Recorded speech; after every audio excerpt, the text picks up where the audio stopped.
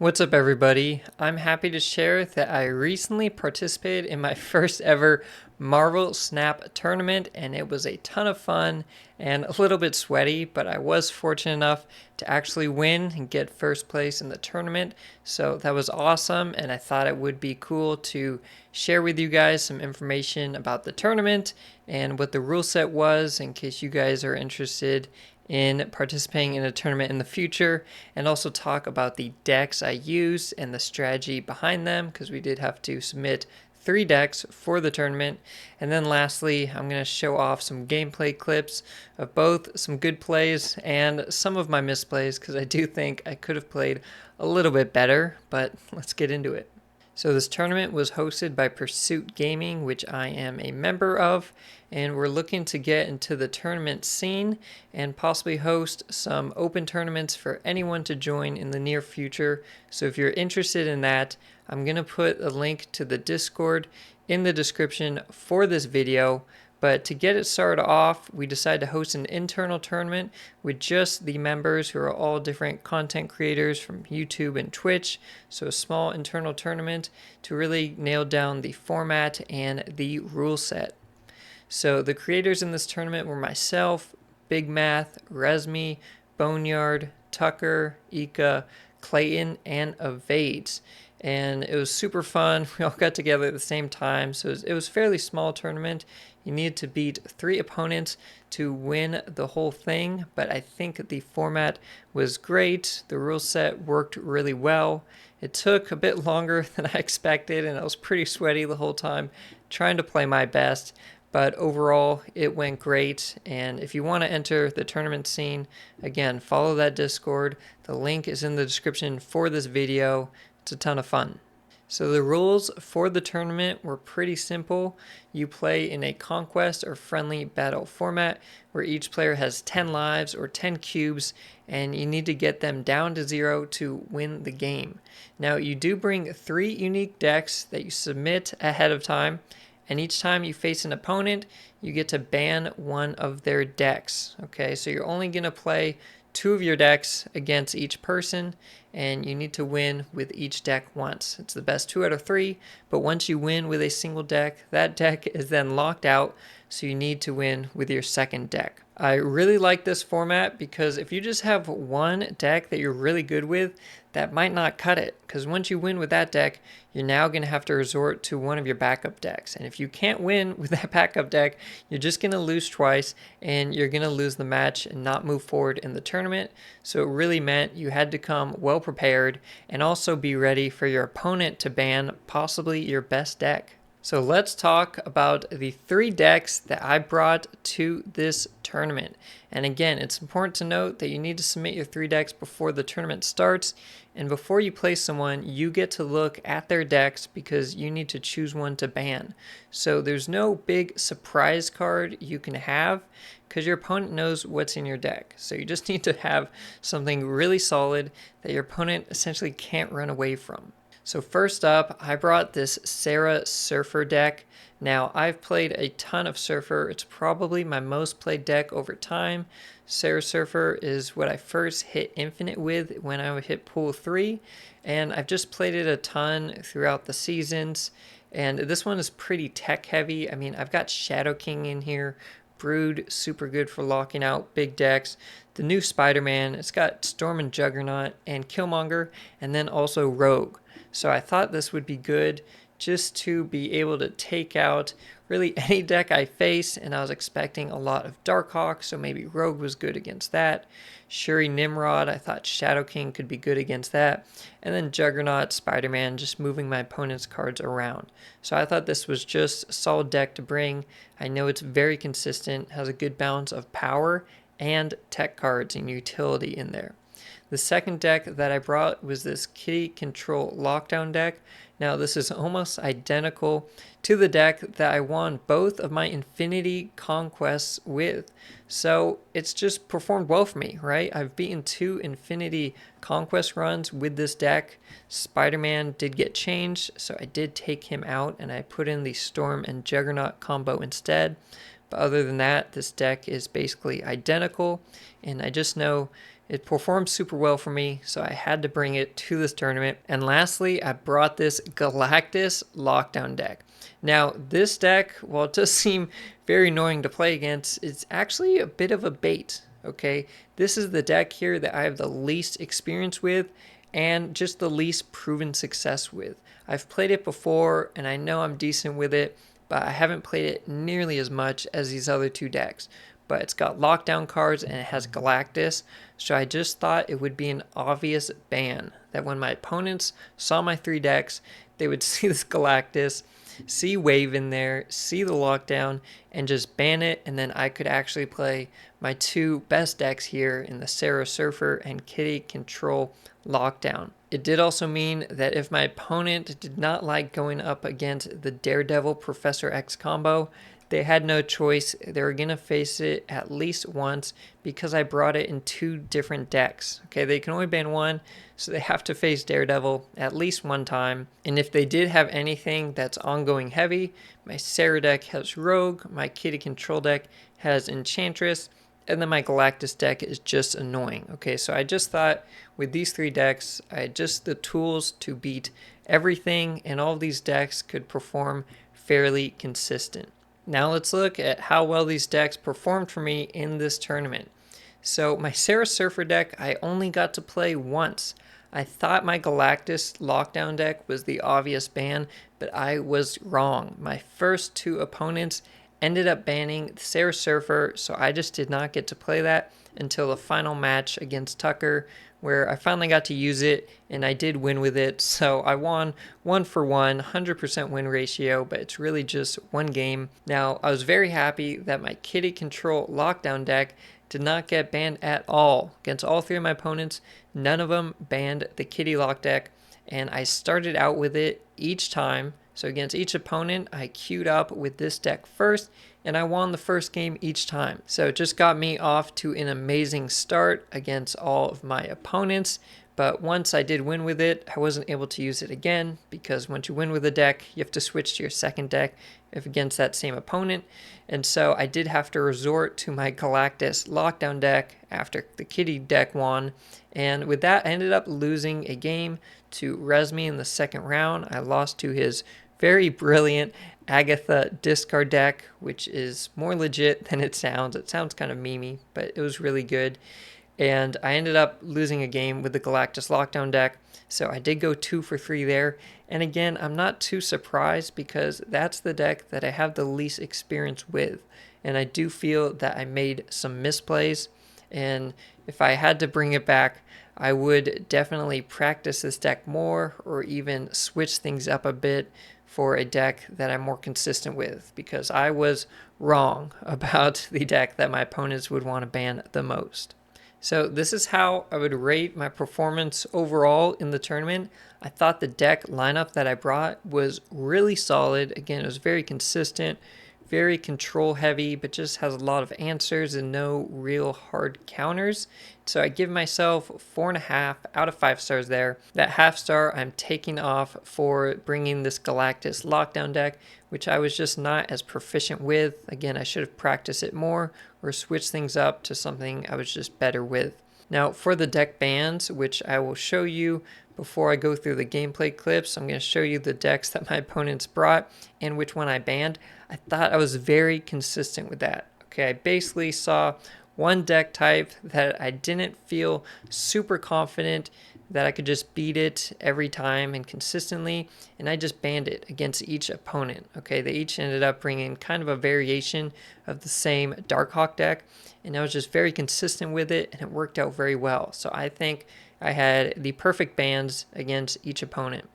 Now in terms of gameplay, I give myself 3.5 stars here. I did end up winning the tournament, but I thought my deck lineup really did carry me. I don't think I played the best in the tournament. I actually think that Tuccrr, who I faced in the finals, probably played the best, but I think his deck lineup was a bit weaker than mine, and I do think I snapped pretty well. I did snap and retreat well, so maybe that would take me to 4 out of 5 stars for gameplay, but I had some kind of obvious misplays and just losing to the same card multiple rounds in a row, and that's just kind of foolish. So I think just reviewing that footage will help me really learn from that and hopefully not make those mistakes again. Now that I've discussed the decks that I brought and the strategy behind them, let's start looking at my opponents. In the first round of the tournament, I was up against BigMath, and I knew he would bring some really top meta decks. He does cover a lot of top meta decks on his YouTube channel,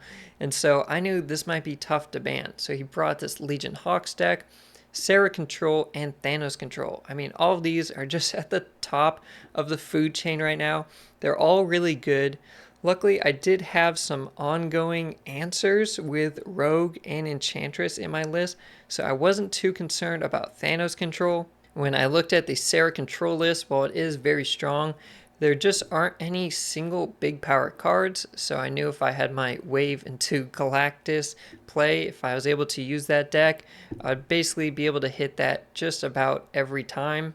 And also, my lockdown would just really give it trouble. I mean, it doesn't have any tools to actually add power to other lanes, so if I was able to get Storm Down or Professor X, I thought that could just work out really well for me. But this Legion Hawks deck, I was a bit unsure of. Okay, I brought some answers to ongoing, but even when you have that, Darkhawk is really hard to pin down because he often comes down on the final turn. So it's hard to counter him even if you have Rogue or Enchantress. Legion in there can be really tough to deal with. Sometimes Iron Lad gets great value. Doctor Doom can add power to other lanes. I mean, I was just a bit worried about this, so I decided to ban it. Okay, I banned BigMath, Legion, Hawks deck, and then I knew I just had to face Sera control and Thanos control. Now, BigMath did ban my Surfer deck, so I was coming in with both of my control lockdown decks against these two, and let's start looking at some gameplay clips. So from my matches with BigMath, the first thing I wanted to show off is something that can really irritate players, okay? It can really get you tilted and just make you mad and perform worse, and that can be the difference in locations. Sometimes you get a location that is just really helpful for you and you feel really lucky. It makes it easier for you to win, and sometimes it makes it harder and it just feels like you can't win because the location favors your opponent more. So in game 1 against BigMath, where I have my Kitty control lockdown deck that does have Enchantress to deal with his ongoing cards, he brought his ongoing Thanos control deck. So he's got Claw in there, he's got the Power Stone, he's got Blue Marvel, ton of ongoing cards, but I thought I had an easy solution in Enchantress. But you can see in this game, we've got the location nowhere. So on reveal effects do not happen there. So I actually have no way to get rid of Claw's ability. And I was pretty frustrated by that. You can see this game I retreated. I said, you know what, no big deal. It's just one round. I'll lose one cube. It sucks, but it is what it is. Then come a couple rounds later, we get nowhere again. Okay, this is still the same game, still the same decks. I've gotten some cubes off of him at this point, but I was just a bit bothered by it, and especially on the left location. If nowhere pops up on the right, it's not so bad because you cannot play Claw in the right location. He doesn't do anything. But now it's been on the middle and on the left, and now we're going to see here a third time where nowhere pops up, and this is still the same game, playing the same decks, and now we're tied at 4 and 4 cubes. So I was pretty frustrated here, and I'm like, come on, like, can you stop giving BigMath nowhere here? He's got ongoing cards. This is so helpful for him, but that just happens sometimes. You have to be able to deal with it, and you'll see a bit later against BigMath, I start getting lucky with locations here and there, and you just gotta take advantage of the times when they favor you. Now, in this clip here, it is the final turn, and I've just played Orca on the left, so I'm about to add his 11 power there. But this honestly isn't a great board state for me. The right is completely tied, unless I let Sunspot power up and I don't use all of my energy. I've got nothing in the middle. That's a Mysterio clone. And my opponent has Sera down. Okay, BigMath got Sera down. He's got his Sera Hitmonkey deck here. This is not his Thanos control deck. And he can add a lot of power, but I just wasn't sure.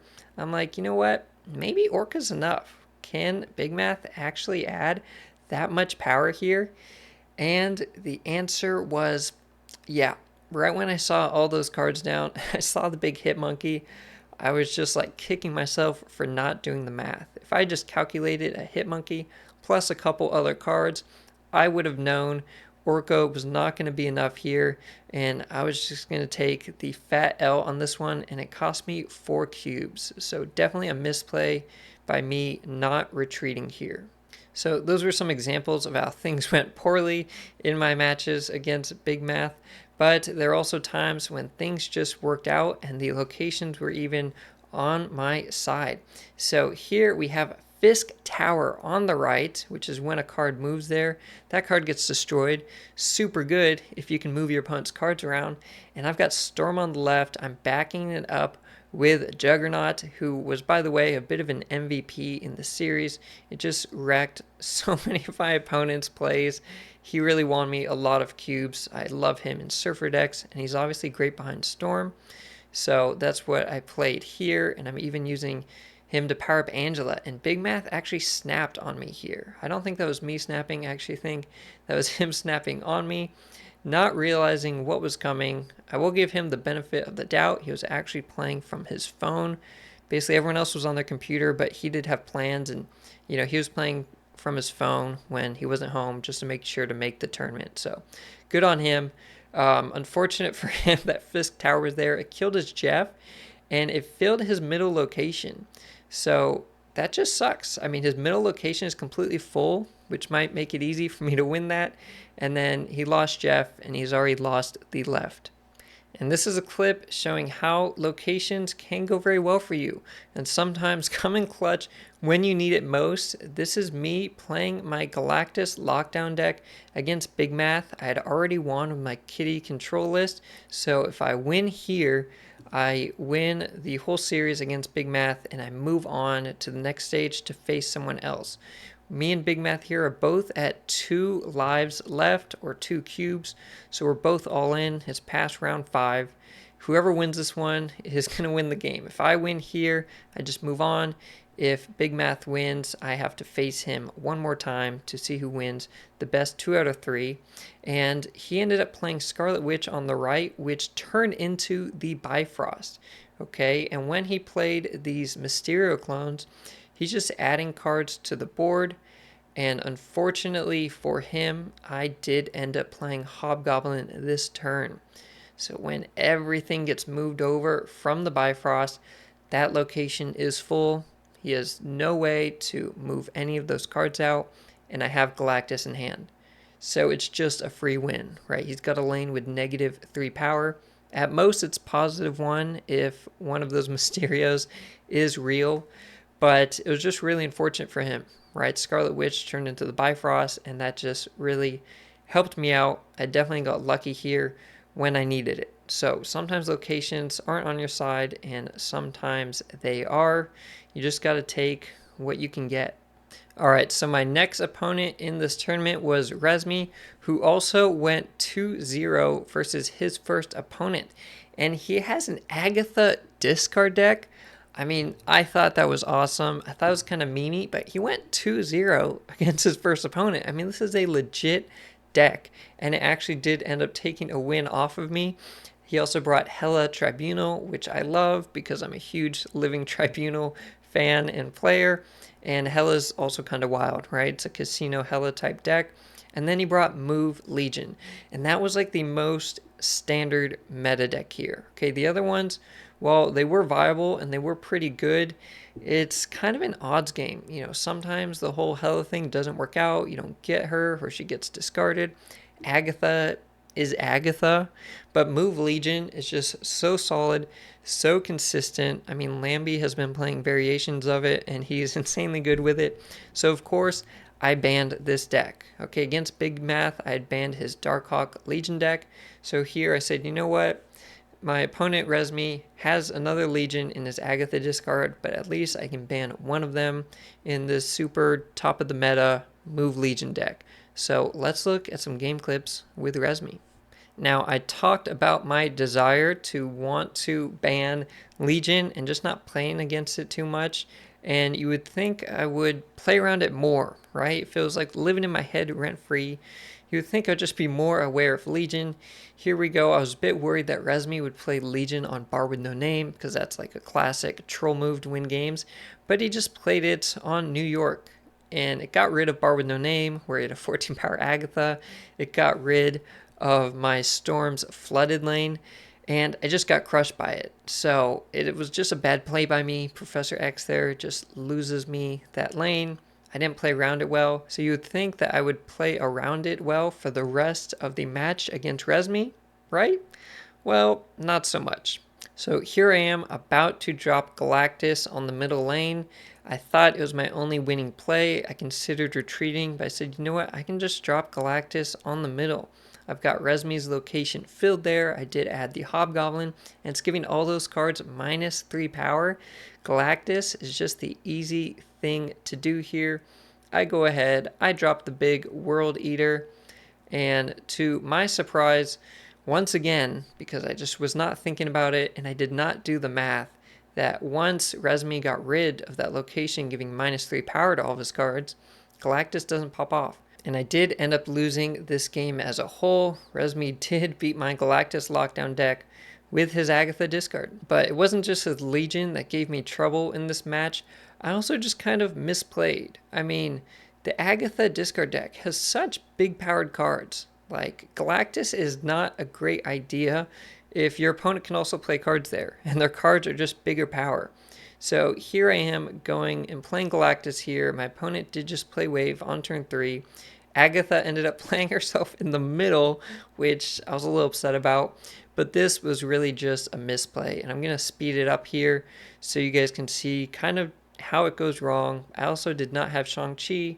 Rezme ended up getting his Shang-Chi. I mean, this was just bad. Okay, my Galactus here just lost it for myself. I mean, I really lost myself the game playing Galactus, and it was just a mistake. And after that, I just said, you know what? I'm not going to play Galactus against this Agatha deck. I'm going to try just focus on the control lockdown options for this deck. But I lost a lot of cubes learning that the hard way. So that was definitely some big misplays by me. There were some plays against Rezme that I was very happy with, however. This is when I was playing my Kitty Control Lock deck against his Agatha discard, and this is actually a losing position for me. Okay, I've closed down the middle location. I've won that. He has no way to add power there, but I'm insanely far behind on the other two.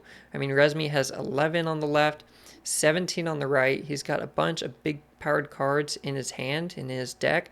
Even if I play Gamora, he's either just not going to play something there, and my Gamora's not enough power, or he plays something really big that just outpowers my Gamora. But I do have Shang-Chi in my deck. He's not in my hand, so it's a losing position, but Shang-Chi is in my deck, and Rezme knows my deck list, okay, because you get to see your opponent's deck list. So I decide I'm going to snap here. I'm going to snap, I'm going to bluff, I'm going to try and sell Shang-Chi. Here I even did the star eyes on his Agatha to try and say like, oh, nice Agatha you have there. Would be a shame if someone hit Shang-Chi. And Rezme retreated. Okay, that was my first cube against him in the match, and it was with a bluff. So I was very happy with that. It may not seem like much because I only got 1 cube off of it, but it was in a losing position where I was going to lose 1 cube. Okay, so the difference between gaining a cube and losing a cube is actually 2 cubes. So I was very happy with this play. In this game here, I'd closed off the right location with Storm, and the middle location, Rezme already had 3 cards down. So I knew almost certainly he was going to play his card on turn 5 in the middle, and there was a good chance it would be Legion. I was, finally thinking about Legion here. I decided to go ahead and drop Gamora, knowing that Rezme does have Shang-Chi in his deck as well, but I knew I had Professor X in hand, and that was just such a clean setup because Rezme's deck was really expensive. And if Rezme does go to play Shang-Chi, he just can't play much power in a different lane. There's no way he's going to outpower me in the right. And it ended up just working out. Okay, this was just a solid play. Again, just knowing my deck very well. Play the big Gamora. Get priority. That's important to make sure you have priority with this. And just drop the Professor X to counter that Shang-Chi. So I did end up going 2-1 against Rezme in a very, very competitive series, and that brought me into the finals against the king of Twitch streaming himself.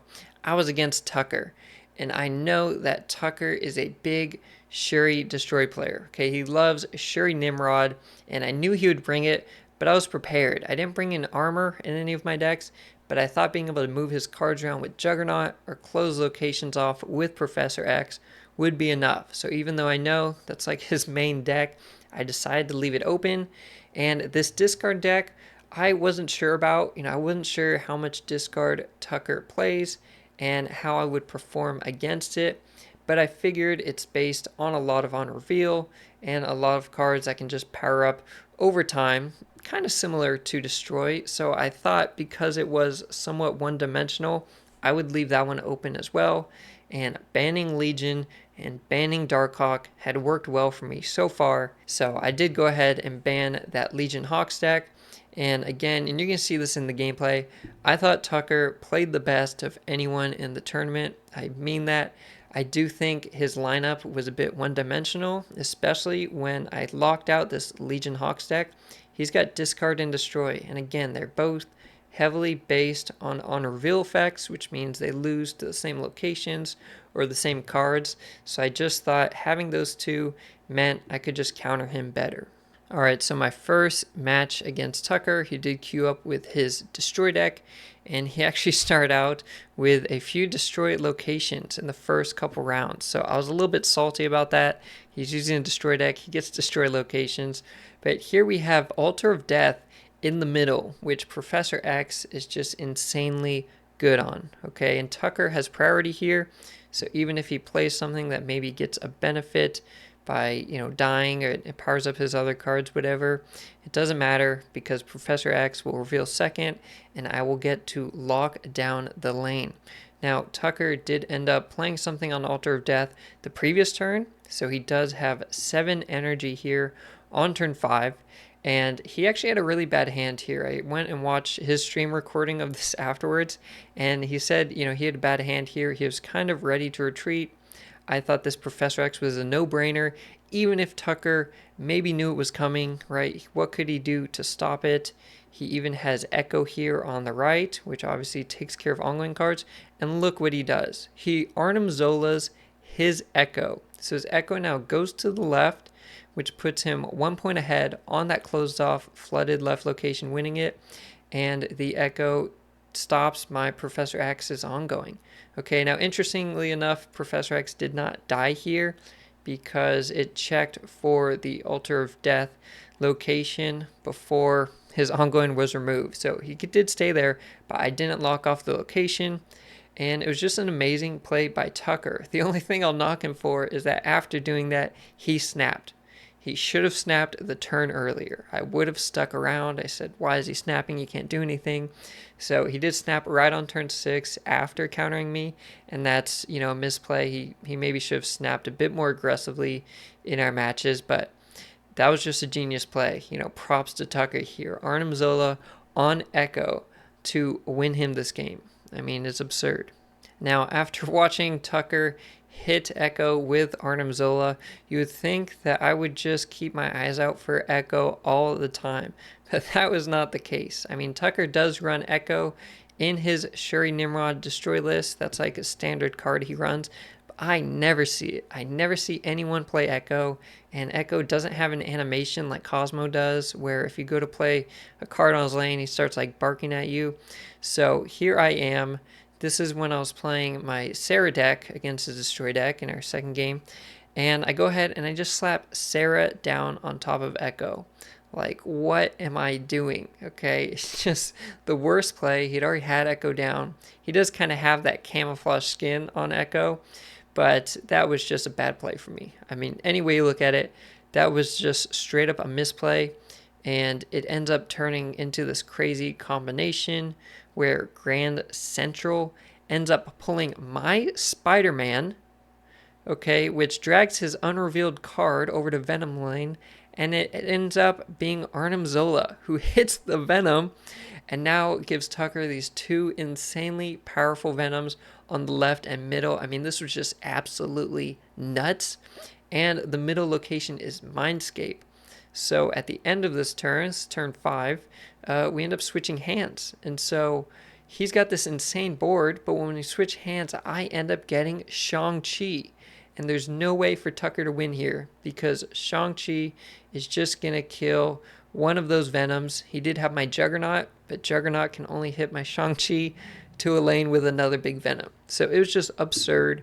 I completely misplayed, and I did not deserve to win this one, but I ended up winning. Okay, it just kind of happened. Again, it was a crazy game, and my deck was pretty good against Tuccrr's here, but I really should not have won it. This was like my biggest misplay of the tournament, and it was in the grand finale against Tuccrr. So I definitely need to work on being more consistent. Now, in my first game against Tuccrr, where I did have my Kitty control lockdown deck, I ended up being at 8 cubes, getting Tuccrr down to 2, and I came up with a pretty clever play here. So he did go ahead and play Shuri on the right, and even though I didn't have Daredevil down, Shuri on the right means something big like Nimrod is going to come down on the right. And if I knew that that happened, if I was correct in that, Nimrod would be at 12 power, and Tuccrr would have priority. He would be ahead on the right by 11. We're tied in the middle, and I'm only ahead on the left by 7. So Tuccrr would have priority going into the final turn, but Professor X locks down the right, and he would have no way to deal with my Gamora in the middle. If I wasn't going to have priority with just this, I could have moved Jeff over a turn earlier, moved Jeff over to the left. But here, I'm completely giving up the right location just so he cannot destroy Nimrod and make copies of it elsewhere. And now Tuccrr has priority, and no matter what he plays there, he's not going to win the left, and he has no way to outpower me in the middle because Gamora is also going to get that +5 power boost from Atlantis. So I purposely lost the right with Professor X to just guarantee the win. And this ended up being Tuccrr with only 2 cubes left. He couldn't even retreat if he wanted to. He was just kind of stuck there. And this clip here is from the final game with Tuccrr. I had won the first one with my Kitty controlled list, and now I'm taking this one with my Sera Surfer list. I'm down to 4 cubes. He's down to 2, so it's been a really close series. But here he's just locked out of these locations. I mean, the right got flooded. Middle got X-Mansion, left got Raptors. I mean, there's all these cards here, which means something like Arnim Zola just doesn't work well. And something to note also, Tuccrr has a different picture in the top right. He's Lady Sif. It changed his avatar, even though I only faced his destroy list. So after I beat him the first time, I think he went and changed his avatar. So when we started, I thought he was running his discard list. I thought he had switched decks, and I thought I was being really smart knowing he had switched decks because his avatar picture switched. So I don't know if he did that on purpose, but he kind of outsmarted me there because I kind of played thinking it was the discard list, until I started seeing some destroy cards. But here on the final game, I just ended up getting lucky with locations. Again, Tuccrr got locked out. His board is just too full, and I just ended up getting too much power with Silver Surfer. So that was the end of the tournament on that. Again, I thought Tuccrr played really well. His deck lineup, maybe not the best, maybe a bit too one-dimensional. Maybe if he beats someone, it works out great. But if he gets countered, he gets really hard countered. And we saw the plays he made with Echo and Arnim Zola. He makes some creative plays, and he's great at reading his opponents. I think if he maybe had a more dynamic deck, or if I just didn't have decks that countered him so hard, I would have been in real big trouble here. And of course, I ended up getting a little bit lucky with my locations. So that's really my breakdown of this tournament. Again, it was a pretty small 8-person tournament, but I feel like it was a good introduction for all of us, all the Pursuit Gaming players who got to play in it. A good learning experience. We bring decks, you ban decks, and you got to win best 2 out of 3. So you really have to beat someone. And I like just reviewing my gameplay. I think that's going to help me continue to improve as a player. And maybe if you're looking to improve, you should start recording some of your games and just watching it back. See where maybe just get lucky, see where you do actually good plays, outsmart your opponents, and see where you misplay. Okay, those are the important ones you have to work on. After going through this footage, I'm gonna really think about Legion every time it's turn 5, and I hope I don't play ongoing cards on top of Echo again, because everybody saw that on stream, and Tuccrr even got it in a TikTok that's kind of viral. So kind of embarrassing on my end, but it is what it is, and it was a lot of fun and a great tournament, and I'll see you guys next time.